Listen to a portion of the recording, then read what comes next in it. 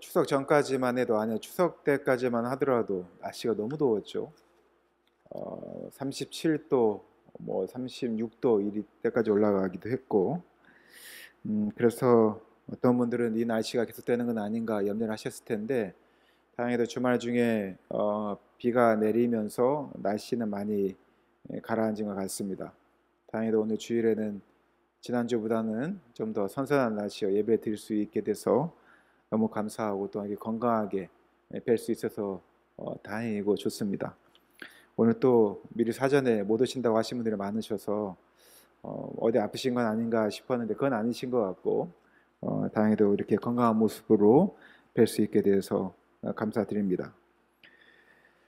지금 사도행전 강의를 하고 있어서 어쩔 수 없이 본문이 매우 깁니다. 그래서 여러분들이 본문 내용을 하나하나 조각조각 내서 다 설명을 하면, 사실은 제가 요즘 25분, 30분 내에 설교를 마치고 있는데 25분, 30분 내에는 도저히 설교를 마칠 수가 없습니다.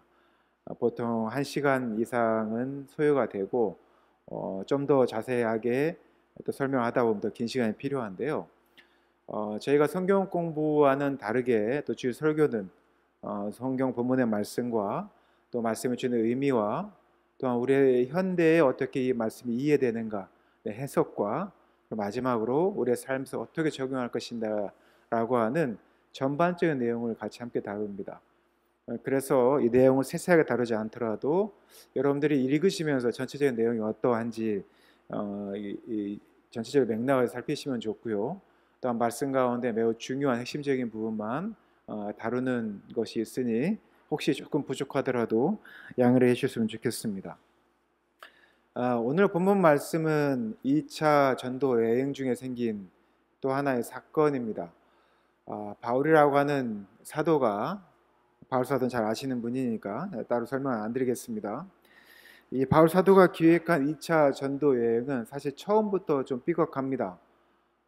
제가 몇 주간에서 조금씩 설명드린 것처럼 처음부터 겪게 된 어려움은 실제로 바울을 사도가 되게끔 견인했던, 또한 지금의 그를 있게 한 바나바라고 하는 지도자와 동행인 문제, 누구와 함께 2차 전도 여행을 갈 것인가 라고 하는 함께 동행하는 제자를 선택하는 문제 때문에 성경은 크게 싸웠다 이렇게 표현을 하고 있습니다.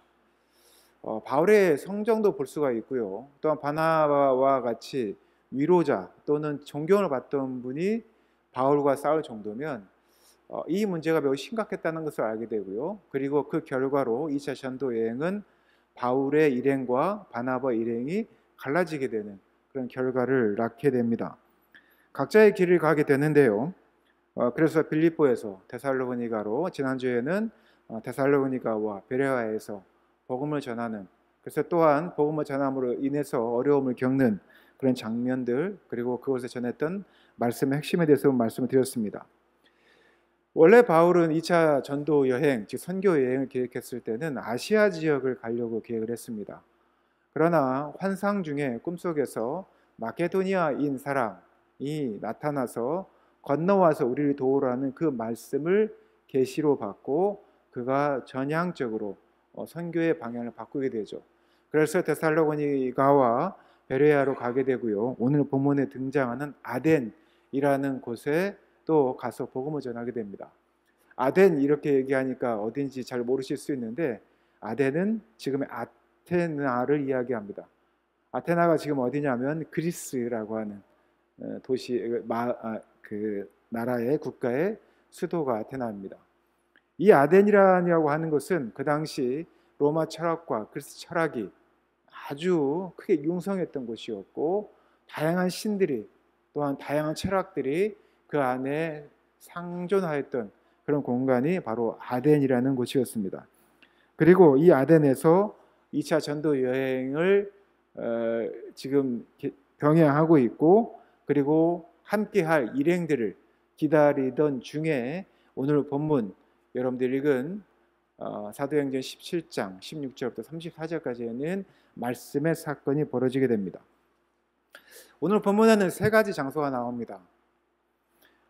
데살로니가와 베레아에 갔을 때 바울이 가장 먼저 가서 복음을 전했던 곳이 있습니다. 그것이 어디죠? 회당입니다.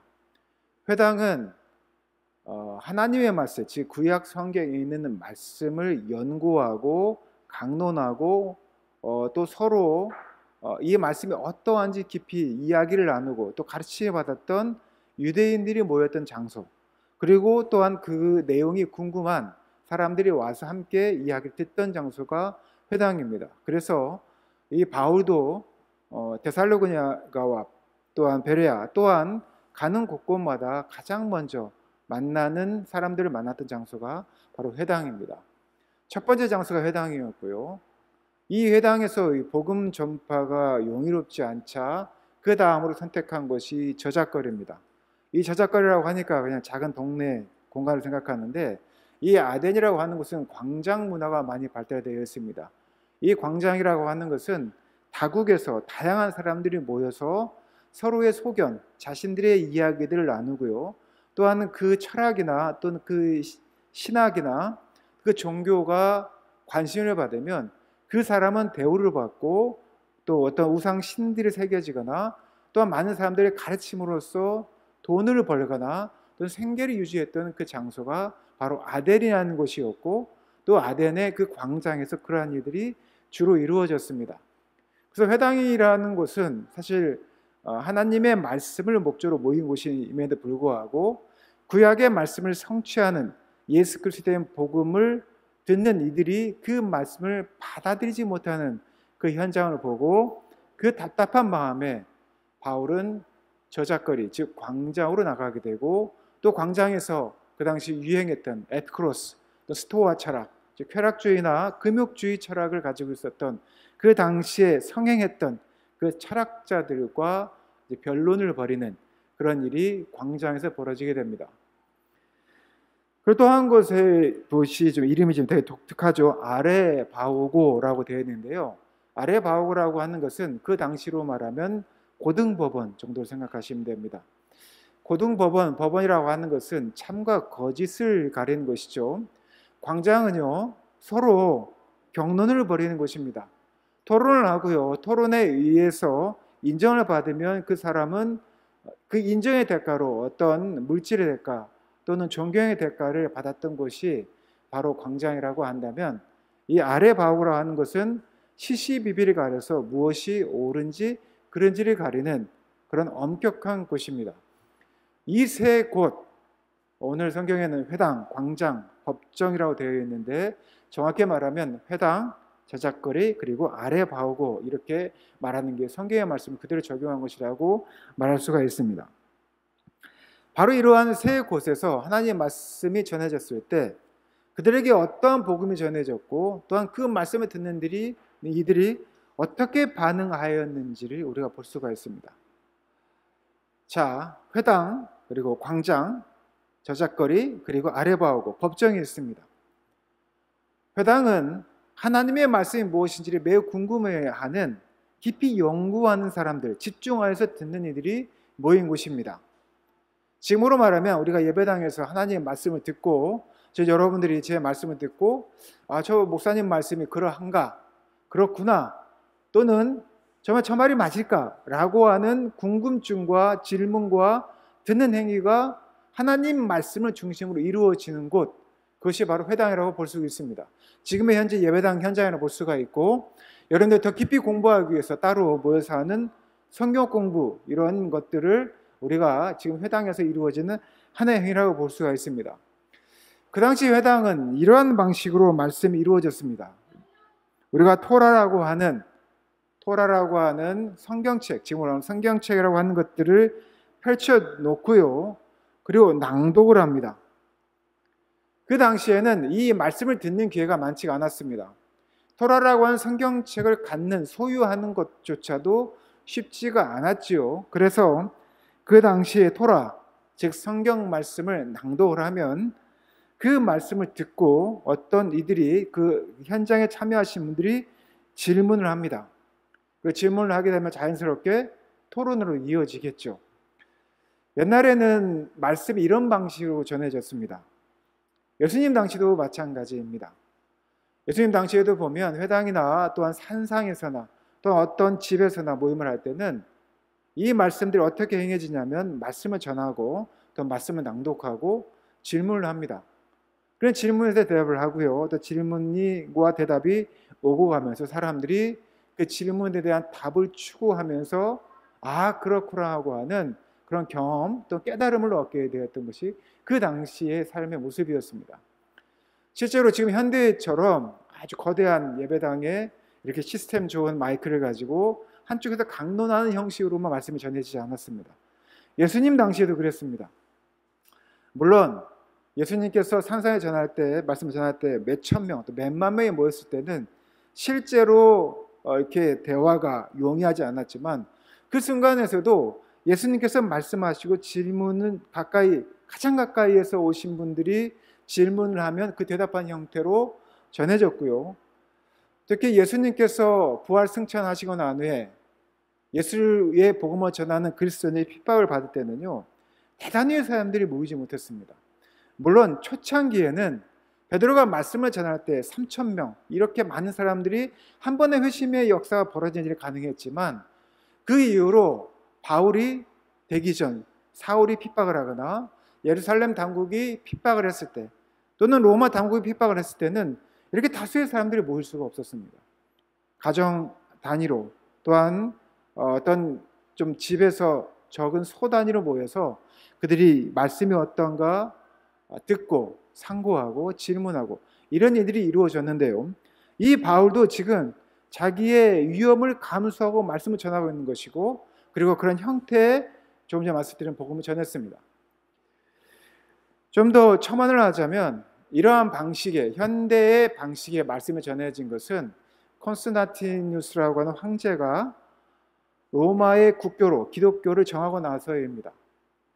그 전까지는 핍박을 받았기 때문에 그들이 모여서 말씀을 전하거나 말씀을 듣거나 또는 많은 사람들이 복음을 전하는 일이 불가능했었는데요. 콘스탄티누스가 로마의 국교로 기독교를 딱 전하고 난 후에 이제 다른 종교들이 인정을 받지 못합니다. 내가 정계에 진출하려면 내가 그리스도인이 되어야 합니다. 실제로 영국이 그렇습니다. 영국은 지금은 그렇지 않은데 불과 10여 년 전, 20년 전까지만 하더라도 영국의 국교는 영국 성공회였습니다.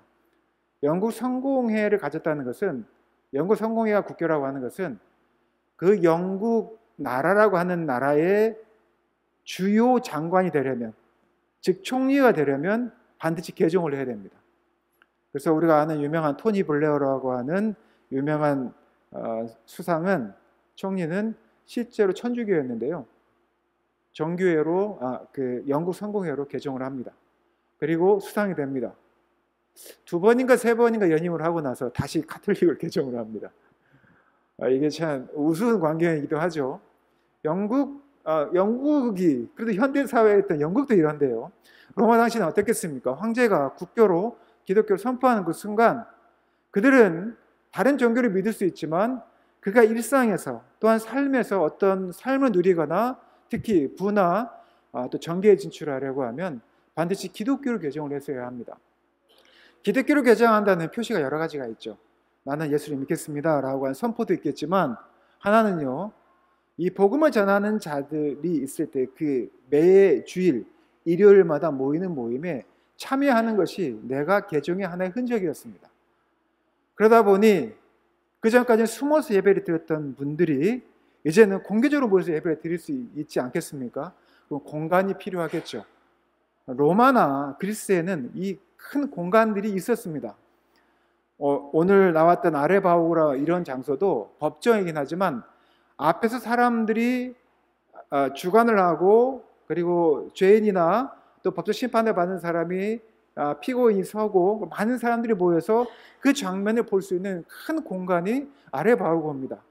그런 공간 형성들 또한 이런 토론들을 벌일 수 있는 또 강론을 할 수 있는 장소가 잘 형성되었던 것이 로마였고 또한 그리스였습니다. 그리고 그 이후에 기독교가 로마의 국교가 된 후에 그러한 건축물들이 이제 생기기 시작하는 것이죠. 그 뒤로 예배를 드리게 되면 예배를 말씀을 전하는 자 앞에 서고 그리고 수백 명 또 수천 명의 사람들이 일방향으로 전하는 우리가 바실리카라고 하는데 그러한 구조에 이런 사각 구조에 이런 강론 형식의 지금의 예배당 구조가 그때도 시작이 된 것입니다. 그러나 그 이전의 회당에서는 그렇지는 않았죠. 그래서 우리도 요즘은 가끔 그런 시도를 하는 교회도 있습니다. 목사님이 여기에 앉아서 말씀을 전합니다. 그 말씀을 전하고 성도들이 질문을 합니다. 성도들이 대답을 하거나 또는 손을 들어서 예배 중에 제가 설교를 하는데 목사님 말씀 중에 이 점은 제가 이해가 안 됩니다. 좀 자세히 설명해 주세요 라고 이야기를 하면 목사님 그거는요 이렇습니다. 이렇고 이런 겁니다 라고 설명을 하는 거예요. 매우 이상적인 예배 장소일 수도 있겠지만 되게 어색하시죠. 성경 공부 시간은 가능한데 예배 시간에 감히 목사님 말씀에 토를 한다고 이게 불가능하죠. 그런데 이게 가진 장점과 단점이 있습니다. 장점이 뭐냐면 자유로운 토론을 통해서 일방적으로 듣는 태도가 아닌 궁금증을 해소함으로써 말씀을 더 풍성하게 한다는 거예요. 단점이 있습니다. 단점이 뭐냐면 일단 예배가 길어진다는 단점이 있고 재미는 있겠죠. 또 하나는 뭐냐면 목사가 준비를 정말 열심히 해야 됩니다. 정말 실력이 없으면 이러한 대화가 불가능하다는 거예요. 그리고 목사가 겸손해져야 됩니다. 모를 수 있지 않습니까? 여러분들 질문을 안 하니까 제가 아는지 모르는지 잘 모를 수 있잖아요. 그러나 질문이 오면 목사가 모르는 답도 있습니다. 아니, 모른다기보다는 정확하게 답을 못하는 경우도 있습니다. 저희가 천재가 아니고 신이 아닌 이상. 그러면 그것을 솔직하게 고백할 수 있는 용기도 있어야 됩니다. 그리고 그것이 교회 안에 흠이 되지 않아야 되는데 만약에 그것이 교회 안에 문제가 된다면 이제 심각한 교회 공동체의 파괴가 생기기도 하는 것이죠. 그러나 이런 시도를 실제로 하고 있는 교회도 있습니다. 그런데 그게 매주 되는 것이 아니라 1년에 한두 번, 서너 번 시도가 되고 그리고 그의 장단점을 비교해서 다시 예배의 형식으로 가는 경우들이 있습니다. 조금 전에 말씀드린 것처럼 이 회당의 구조가 교회를 풍성하게 해주는 건 맞습니다. 그런데 왜 바울은 이 회당에서 그렇게 관심을 가지고 하나님의 말씀을 깊이 듣는 사람들과 대화를 시도했음에도 불구하고 왜 답답함을 느껴서 광장으로 나왔을까요? 이것이 보여지는 회당의 구조에 또는 한국 교회가 가지고 있는 예배당 또는 이 설교 구조의 가장 큰 맹점이 아닐까 싶습니다. 물론 일방적인 말씀을 전하는 것도 문제가 있지만 우리가 서로 토론하고 교제하는 데 있어서 분명히 그 한계가 있다는 겁니다. 사실 이 작업은 매우 고된 작업이고요. 베레아 사람들과 다르게 지금 아덴에 있는 회당에 있는 사람들에게 바울이 답답함을 느꼈던 가장 큰 이유는 베레아 사람들에게 있었던 그러니까 두 곳이 갖고 있던 공통점은 깊이 상고했다는 거예요. 취조하듯이 말씀을 진지하게 캐물었던 것이 베레아 사람들의 태도였습니다. 회당도 마찬가지였습니다. 한 가지 결정적인 차이가 있습니다. 뭐냐면 베레아 사람들은 상고하되 그 말씀을 들을 때 마음을 열린 자세로 들었다는 겁니다. 그런데 회당 사람들은 자기 사고 안에, 자기 가치 안에, 자기 전통 안에 자기가 익히 들어왔던 그 말씀 안에 완전히 갇혀서 바울의 말씀을 온전히 이해할 수 없는 빛이 드리워졌지만 그 빛을 등지고 빛이 들어오는 그 가시권 안에 자기를 두지 않았다는 것입니다.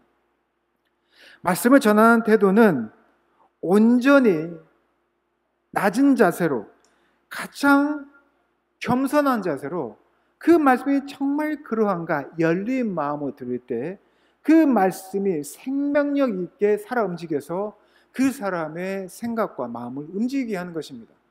그러나 회당에 있던 사람들의 마음은 완고했던 것이죠. 그 완고함에 바울은 답답함을 느끼고 광장으로 나오게 됩니다. 그리고 그 광장에서 에피쿠로스 그리고 스토아 철학이라고 하는 당대에 가장 각광을 받던 두 철학 사조 또 철학자들과 대화를 나누게 되죠. 에피쿠로스 스토아 철학 설명하는데 참 어려운 철학이죠. 에피쿠로스를 간단히 설명해 드리자면 내 일상에서 행복을 찾는 겁니다. 욜로주의 이런 거를 일종의 에피쿠로스라고 보시면 됩니다. 소소한 것에 행복을 찾고 또한 내가 평화를 추구하고 이러한 철학이 에피쿠로스 철학자입니다. 그래서 어떤 문제가 심각한 문제가 발생했을 때 그 문제에 몰입하지 않고 그 문제에 내 자신을 던져서 내가 어떤 힘듦을 경험하는 것이 아니라 내가 또 다른 경험들 또는 그 문제를 객관화시켜서 내가 갖고 있는 현재의 삶의 만족, 평화를 추구하는 것이 에피쿠로스 철학의 하나의 설명이라고 볼 수가 있습니다. 스토아 철학은 매우 금욕주의적인 철학입니다. 매우 엄격한 거죠. 이성적이고 매우 합리적인 겁니다. 어떤 상황이 생겼을 때 우리가 지금 MBTI로 말하면 T라고 하면 될까요? 아주 지나치게 계획적이고 저도 MBTI를 잘 몰라서 어떤 사건이 생기면 감성적으로 하는 게 아니라 이걸 분석적으로 보는 겁니다. 남자들이 좀 가끔 T적인 성향이 굉장히 강하다고 하죠. 나는 이 문제에 대해서 내 마음을 알아주길 바라는데 남자들은 그거는 이런 사건이잖아 라고 이렇게 분석하는 그런 게 T라고 보면 됩니다. 스토아 철학을 꼭 이렇게 볼 수는 없는데요. 어떤 문제가 생기거나 교회 안에 또 관계 안에 문제가 생기면 그 문제를 매우 이성적으로 판단을 합니다. 그리고 이 문제를 극복하는 방법들, 이 사단을 해결하는 방법이 매우 절제된 금욕적인 내 자신의 통제함으로써 이것을 문제를 해결하는 방식입니다. 실제로 우리 교회 안에는 이 두 가지가 다 양존하고 있죠. 물론 스토아적인 것이 강합니다. 스토이즘이라고 하는 게 더 강한 게 우리가 세상의 삶을 살아가는 교회 안에서 매우 고도의 절제 또는 엄중함 이런 것도 요구하는 경우가 되게 많은데요. 요즘 젊은 사람들은 그렇지 않습니다. 요즘 MZ 세대들이 갖고 있는 신앙생활을 보면 종교도 하나의 자기의 추구하는 삶의 하나의 목적으로 가지고 있습니다. 우리는 보통 종교가, 즉 기독교가 우리의 삶의 문제를 해결하는, 그래서 내가 그것들 안에서 지고지순한 어떤 신앙의 수준에 이르는 것을 우리의 삶의 목표로 삼는 데 비해서 요즘 MZ 세대들은 내가 추구하는 삶의 평화 또한 행복을 추구하기 위한 하나의 방식으로 종교를 받아들이고 있다는 것이죠. 물론 이것을 에피크로스 또는 스토아라고 하는 정확하게 구분지어서 말할 수 없지만 이런 사조들이 이미 2000년 전부터 아테네에서는 이미 이루어지고 있었다는 거예요. 그리고 이런 다양한 질문들이 서로 간에 주고받고 있습니다. 그러한 그들에게 지금 바울은 쾌락주의와, 이건 육체적 쾌락주의가 아닙니다. 정신적, 이 마음의 평화를 요구하는 이 에피쿠로스와 자신을 엄격하게 다루려고 하는 금욕주의적인 스토아 철학에 지금 매달려 있는 이 아테네, 그리스인, 또한 많은 헬라 철학을 가지고 있는 사람들에게 하나님에 대한 이야기를 합니다. 다원주의적 상황이 많은 것들을 통해서 많은 것들이 인정받고 있는 그 사회에서 지금 유일신 하나님에 대한 이야기를 할 때 그들이 이 말씀을 가지고 서로 변론을 하다가 그 말씀이 그들이 지금까지 추구해 오던 것과 너무나 다름을 보고 이 조금 전에 말씀드렸던 어디요? 이름이 되게 독특해서 아레바오고, 저도 이름이 입이 잘 붙지 않는데 법정 아레바오고로 가서 참 거짓을 가리자 이러한 태도로 법정에 가게 됩니다. 그리고 오늘 여러분들이 읽었던 19절부터 31절까지 있는 말씀, 이 말씀을 이 법정이라고 하는 정확한 참과 거짓이 구분되어지고 또한 그것에 대해서 기대하고 온 사람들에게 오늘 17절, 19절, 31절에 이 말씀을 드립니다. 하고 있습니다. 잘 보십시오. 여러분들이 어느 곳에 있는지 한번 잘 보십시오. 내가 회당에서 말씀을 깊이 연구하는 사람인가? 아니면 광장에서 여러 가지 철학들과 사조들과 또는 종교들과 이런 것들을 내가 다양하게 접하면서 무엇을 선택할지 구도적인 입장에 있는가? 법정이라고 하는 참과 거짓의 명확한 구분을 통해서 내가 따를 것이 무엇이고 내가 버릴 것이 무엇인지를 분명히 선택해야 하는 아레바오고에 여러분들이 있는가, 여러분들 잘 보시기 바랍니다. 그런 그들에게 동일한 말씀이 전해집니다. 그 말씀을 제가 오늘 세 번역 성경으로 읽어드리고 여러분들에게 드리는 말씀을 마칠까 합니다. 사도행전 17장 19절 32절까지의 말씀인데요. 제가 이 말씀을 세 번역 성경으로 읽어드리도록 하겠습니다. 여러분들은 눈으로 따라오시면 될 것 같습니다. 그들은 바울을 붙들어 아레오바고 법정으로 데리고 가서 당신이 말하는 이 새로운 교훈이 무엇인지 우리가 알 수 있겠소? 당신이 우리 귀에 생소한 것을 소개하고 있는데 도대체 그것이 무엇인지 알고 싶소? 하고 말하였다. 모든 아테네 사람과 거기에 살고 있는 외국 사람들은 무엇이나 새로운 것을 말하고 듣는 일로만 세월을 보내는 사람들이었다. 바울이 아레오바고 법정 가운데 서서 이렇게 말하였다. 이제 바울이 연설하는 장면입니다. 말씀을 전하는 장면입니다. 아테네 시민 여러분, 내가 보기에 여러분은 모든 면에서 종교심이 많습니다. 내가 다니면서 여러분들이 예배하는 대상들을 살펴보았는데 그 가운데 심지어 알지 못하는 신에게라고 새긴 제단도 보았습니다. 그러므로 나는 여러분이 알지 못하고 예배하는 그 대상을 여러분에게 알려드리겠습니다. 자, 알지 못하는 신에게라고 하는 명패가 있는데 그 분이 누군지를 소개하겠다는 거죠. 우주와 그 안에 있는 모든 것, 이 세상을 창조하신 하나님께서는 하늘과 땅의 주님이시므로 사람의 손으로 지은 신전에 거하지 않으십니다. 즉 하나님은 모든 곳에 편지하시는 분이라고 하는 것이죠. 이 말씀 가운데 우리가 지금 깊이 상고해야 될 것은 우리가 하나님은 예배당 안에만 있다라고 하는 그런 착각에 빠질 때가 있습니다. 그래서 세상은 악한 것이고 그리고 예배당 안은 선한 것이다. 이러한 이원어적 생각을 많이 하시는데요. 물론 악하고 선함을 각자의 기준에서 좀 다르게 볼 수도 있겠지만 예배당 안도 악이 거할 수 있고요. 또 예배당 밖에도 선이 거할 수 있습니다. 이 말씀은 너무나 당연한 말씀인데 우리가 예배당을 특정해서 성전이라고 하는 그 용어도 우리가 가끔 문제의화를 하는 이유가 성전이라고 하는 것은 하나님이 거하시는 곳이 성전이지 예배당이 성전이 아니기 때문입니다. 그러나 예배당을 성전이라고 하는 것이 굳이 문제가 되지 않는 이유는 그리스도인들이 예배당은 어떠한 곳으로 만들어야 하는가? 궁극적인 목적은 성전화되게 해야 되는 것이죠. 우리가 이 안에서 이전 투구하고 악의 다툼을 하면 되겠습니까? 공동체 함께 모인 이 공간이 하나님 함께 하신 성령이 역사하신 장소로 만들자는 의미로 성전이라면 오케이, 저는 받아들입니다. 그러나 예배당이 반드시 성전은 아니라는 것, 이 말씀을 지금 바울은 하고 있는 거예요. 너도 신전을 세우고 우상을 만들고 하는데 하나님은 그 안에 갇혀있는 존재가 아니다, 이 이야기를 말씀하십니다. 그리고 또 유명한 말씀 아시죠? 또 하나님께서는 무슨 부족한 것이라도 있어서 사람의 손으로 섬김을 받으시는 것이 아니다, 이렇게 얘기를 합니다. 이 이야기를 왜 했을까요?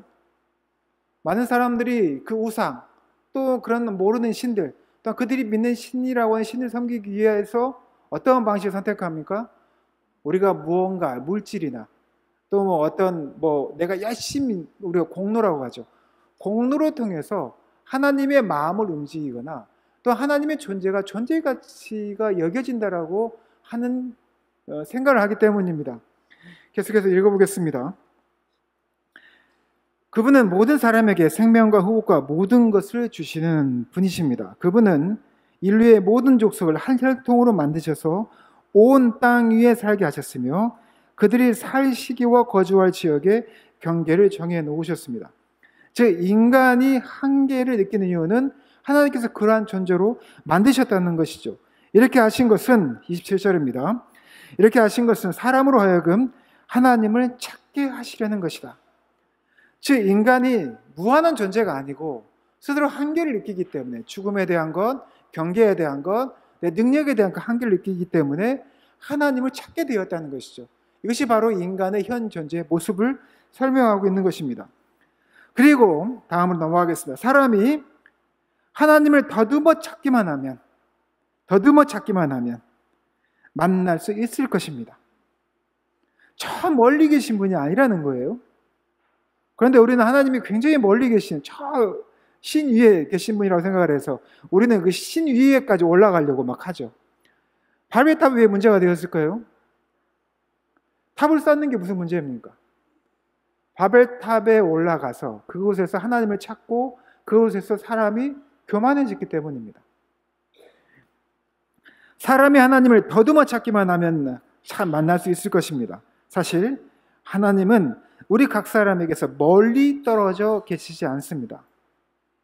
여러분의 시인 가운데 어떤 이들도 우리도 하나님의 자녀다 하고 말한 바와 같이 우리는 하나님 안에서 살고 움직이고 존재하고 있습니다. 인간이 어떠한 존재인지, 그리스도의 신앙이 무엇인지를 너무나 잘 명확하게 보여주는 본문입니다.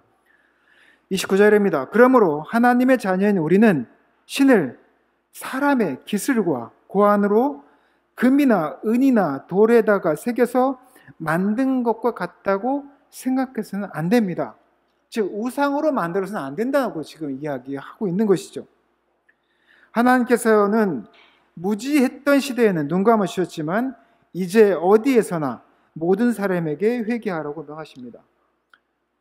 그러니까 내가 하나님을 모를 때는 용서하실 수 있겠지만 이제 하나님이 어떠한 분인지 알고 있음에도 불구하고 여전히 하나님을 저 먼 거리에 있는 분으로 여기거나 또 어떤 공간 안에 가두거나 또는 우상이나 어떤 돌이나 뭐 동전이나 또 이런 것들 새겨서 그것을 신이라고 칭하는 것, 그래서 제한된 신으로 만들어 버리는 것, 이러한 것들은 불경한 것, 하나님의 모독하는 행위라는 겁니다. 그래서 그에 대한 것에 대해서 회개하지 않으면 그 책임을 분명히 묻겠다는 것이 바로 이 31절입니다. 그것은 하나님께서 세계를 정의로 심판하실 날을 정해 놓으셨기 때문이고 하나님께서는 자기가 정하신 사람을 내세워서 심판하실 터인데 그를 죽은 사람들 가운데 살리심으로 모든 사람에게 확신해 주셨다. 즉 예수 그리스도를 통하여서 그것이 무엇인지를 분명하게 알게 하셨다라고 이야기를 하고 계십니다.